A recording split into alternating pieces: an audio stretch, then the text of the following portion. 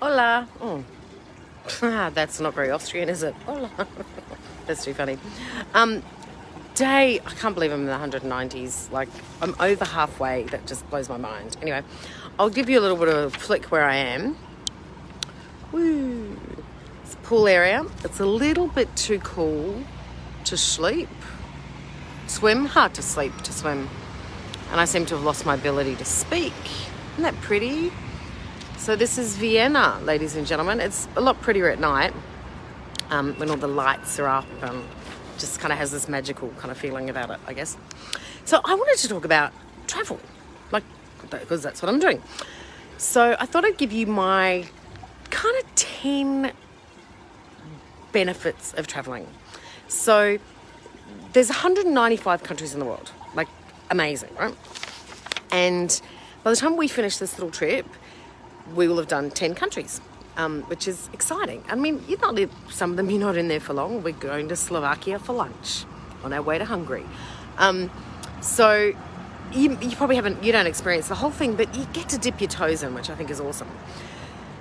I actually don't know how many countries I've been to. I want to get a big map at home and map them out, because I'd love to, before I die, have visited as many of the 195 as I possibly can. There are a couple I'm probably not that interested in going to, just because of what's going on there with wars and yeah. But anyway, that may change by the time I get to go there. So one of my top 10. I've written myself a little list. Gone analog today. I thought I haven't really done one of these for a while, so get back on the program, Sam. So ultimately, it's all about experience. That's the ultimate thing for travel, I think. I really believe it's encompasses everything about it is experience. And you all know, everything starts with an E in my world, and experience is big one. So for starters, it helps make you more tolerant and more patient. Honestly, when you have language, kind of hiccups with people, or there's a queue of 80 of you trying to squish into a strudel show that only 40 people can sit at, your patience and your tolerance for all sorts of things gets practiced, whether it's a queue somewhere or a behavioural thing or a cultural thing that you're like, oh, I'm not quite sure about that. You need to be tolerant of it if you're in that country. If you're a visitor there, you need to be tolerant. Get over your own shit and be tolerant, which is really a big one. And for me, as you know, patience, I need to practice that, and I really need to work on it. So it's a big one for me when I travel. Fun. Number 2 benefit. Absolutely fun. Another one is it helps you appreciate what you actually have.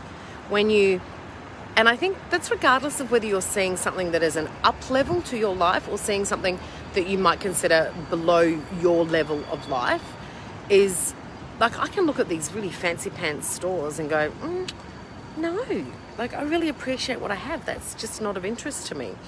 And likewise, I can look at things and I think, I couldn't possibly live like that. And it makes me appreciate, I'm so glad I don't have to live like that. And it makes me appreciate what I have. So I think that's a big one.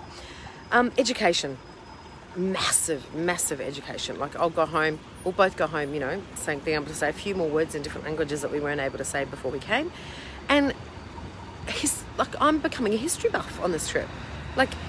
I've never been one to study history. I found it really boring at school.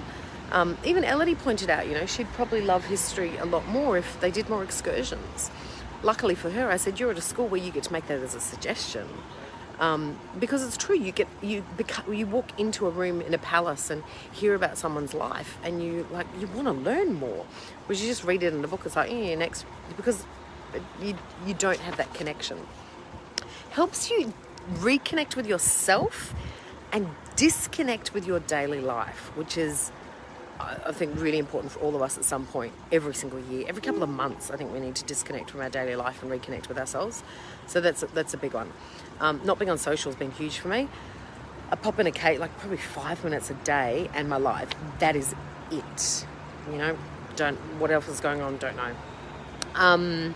Food and wine. Oh my gosh, food and wine. Yes, Elodie and I have made a pact. We're not talking about our expanding waistlines anymore. We're just going to enjoy it. That's so funny. Makes you more interested in things and makes you more interested. So makes you more interesting and makes you more interested.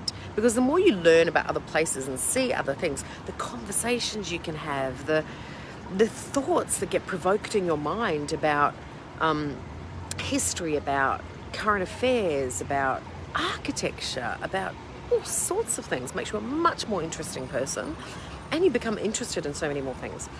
What else have I got here? I haven't written in order. Oops. And then there's the 3 C's, the last 3 of the 3 C's. So absolutely helps build your confidence. And that can be as basic as being able to ask for something you want in a foreign country, in a language you don't really understand, and hope that your weird-ass Englishy version on sign language and just winging a prayer is going to get you through. Going to places you wouldn't normally go to. All those things help build your confidence. Striking up conversations with complete strangers. It's in my 7-day confidence challenge. You know, it's a really big one to help boost your confidence. If you haven't done the 7-day confidence challenge, don't forget to go to 7dayconfidencechallenge.com and sign up and do it, because it's fabulous.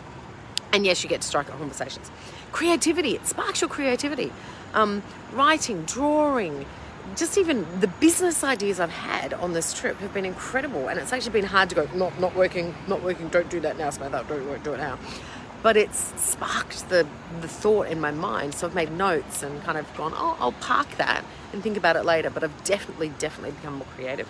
And last but not least, your communication skills. I've touched on that in many of the things that we've talked, many of the 10 communication goes into. But I think it's a really big one. Many of us with these devicey things, our communication skills become really lacking. We text people, we don't have conversations, we use acronyms and abbreviations for just about everything. And you can't do that when you're traveling. You have to actually form real sentences with real people and have conversation. The conversations Elodie and I have had have been fantastic. So that's just communication between mother and her daughter has been brilliant. So imagine how those communication skills then go into, you know, other people you're working with and dealing with and talking to, people in your family, friends, work situations, and the strangers that you meet. Communication is such a big one. So there are my top 10 benefits for traveling. I'm making sure we are making the most of every single one of those while we're on this trip. Now we're about to check out of Vienna and head to Budapest via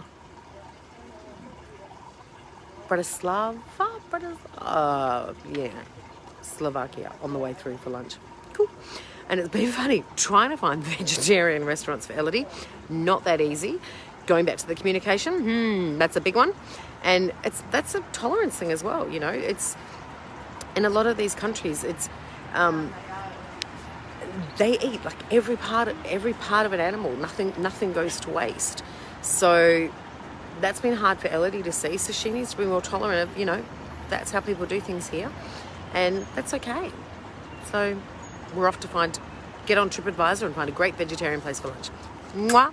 Good night. And we're nearly at the end of the year. How exciting. I said to Elodie today, so last year, and she went, do you mean this year, Mum? I was like, oh yeah, I kind of already finished it in my brain. Whoopsie. Bye.